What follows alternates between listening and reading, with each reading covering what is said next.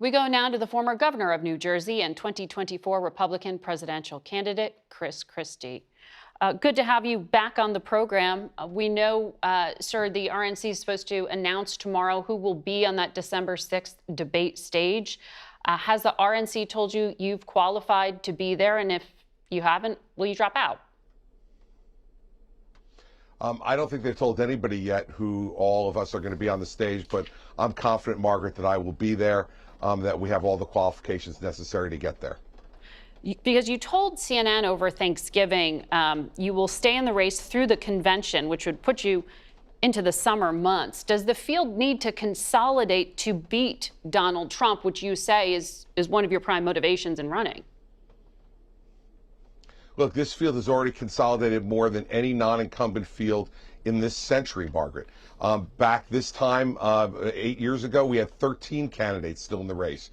At this time back, in 2011, we had 8 candidates in the race. And this time back in 2007, we had 9 candidates in the race. And so this field has consolidated significantly, and I suspect it will consolidate more after folks vote in Iowa and New Hampshire.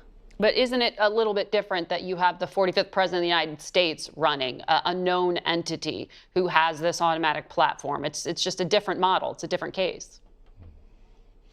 Yeah, the other thing that makes it different, Margaret, is he's got 91 counts of an indictment against him. The day before Super Tuesday, he's going to start a criminal trial where his former chief of staff and one of the founders of the Freedom Caucus is going to testify that he committed crimes on his watch and was directed to commit crimes by Donald Trump. Yeah. There's a lot of things different about this, and that's why anybody trying to predict this is just shooting in the dark.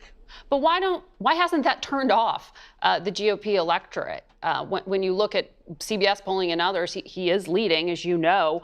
And then, I mean, you've made clear when some of the other competitors are using really harsh rhetoric that you think that should disqualify them. Why hasn't that extreme rhetoric turned the GOP off of these other candidates either?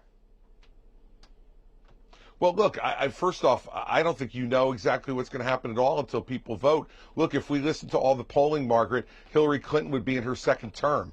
So I don't believe that polling is nearly as reliable as it used to be, and I don't believe that people tell the truth to pollsters. Mm-hmm. And so at the end of the day, everybody's trying to make these decisions now are just wrong. Let's remember something.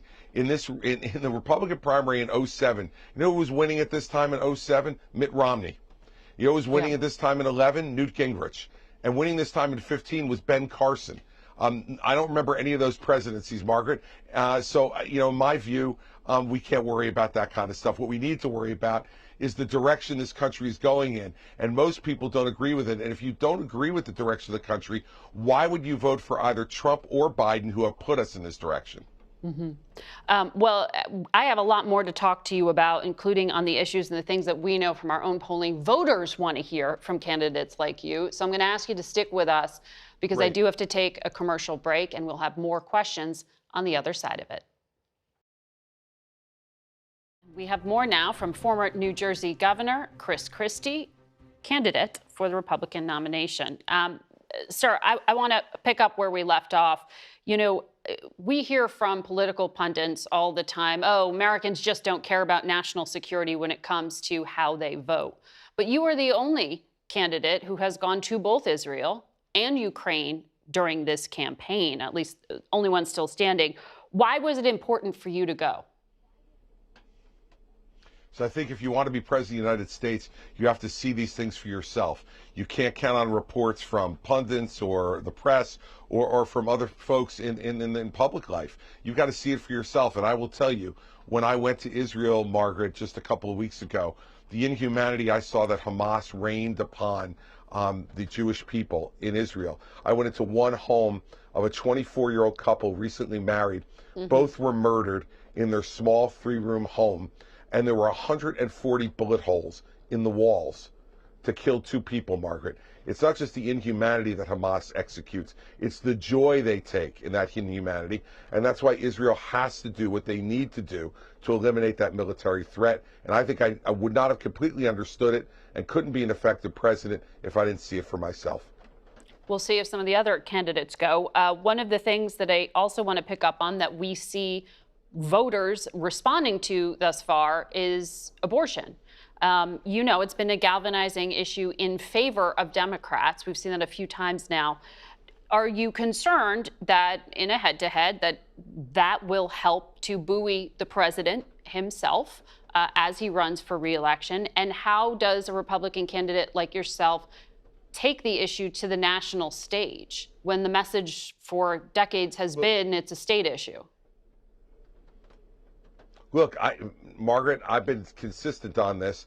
I believe the conservative, smart approach is to let the states make these decisions. And that's what I think they should do. And that's why I said I wouldn't sign a 6-week national abortion ban as Governor DeSantis. And now just recently in Iowa, Governor Haley has said she would sign a 6-week ban. I don't think you can say one thing in one place and something else in another. And you need to be consistent. For 50 years, Republicans have argued that the Supreme Court took this decision away from the people. I think this belongs in the hands of the people of each individual state. We see a great Democratic, small d, event going on right now across the country in places like Michigan and Kansas and Ohio where people are voting. Let's let the American people vote in their individual states and decide what they want this policy to be. So better for the party not to have a national policy, essentially, is what you're saying. I believe that's true. I believe that's what the Constitution guides us to do, and that's where we should stay, and that's where I've been. And I'm concerned, quite frankly, Margaret, that candidates in this race have been all over the block on this. And it's not right. People deserve to have a straight answer from you, and that's my straight answer. So also giving a fairly straight assessment is Liz Cheney, the former congresswoman who just did an interview with my colleague John Dickerson and told him the United States is sleepwalking into a dictatorship. Bob Kagan, writer in the Washington Post, had an op-ed saying after Super Tuesday in March, Donald Trump will be the Republican nominee, and what happens there will be a swift and dramatic shift in the political power dynamic in his favor, saying all Republican critics, perhaps even yourself, will fall silent out of self-preservation. Is that how you see your party behaving after March? Look, I can't speak for everyone in my party. I can only speak for myself, Margaret. And anybody who knows me knows I will not be silent. I haven't been silent since the day I got into this race.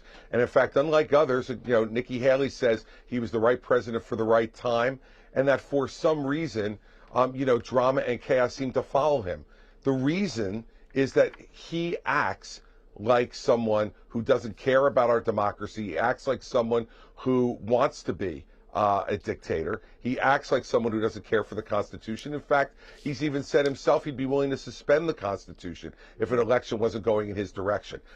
Margaret, I was the only one on that stage going back to August when we were asked, would you support someone who was convicted of a felony for President of the United States? Nikki Haley, Ron DeSantis, Vivek Ramaswamy, they all raised their hand. I did not. And I think I've made it very, very clear how I feel about this. And if folks want to return to some decency and civility, why would you ever vote for Donald Trump? All right. Christie, we'll watch. Thanks for your time.